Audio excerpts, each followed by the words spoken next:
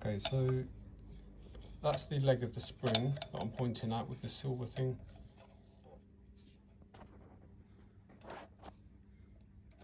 And I'm going to demonstrate taking it off of that intermediate rocker.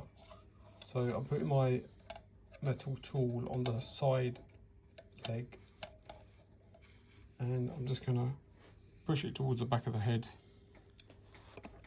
and then lift it off sideways, and then that's springing up. So now it's laying on the camshaft. Okay, so it's laying on the back of this camshaft.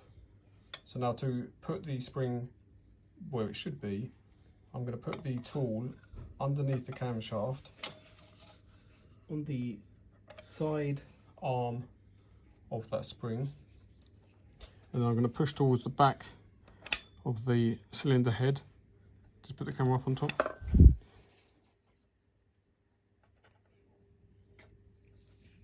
And I can then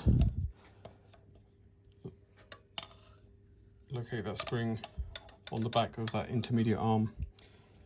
Now with this kind of tool, it's possible for me to, if I need to, I can put more tension on the spring and just move it left or right in order to seat it centrally. Okay, let's just bring the camera back.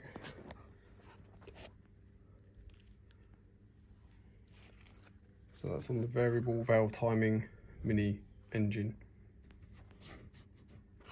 And the end of the tool, just to show you that, is like that. It was a metal rod about 8mm in diameter, and it already had a hole drilled through it. That's the other end, off of like a kitchen cabinet or something like that. And we just ground the end off so it has this U shape, and then that's perfect for doing this job. And you can also use it for cylinder number 1, which is the most awkward one, because there's not much space between the end cap. So number 1 is the hardest, so do that one first, and then the rest are fairly straightforward.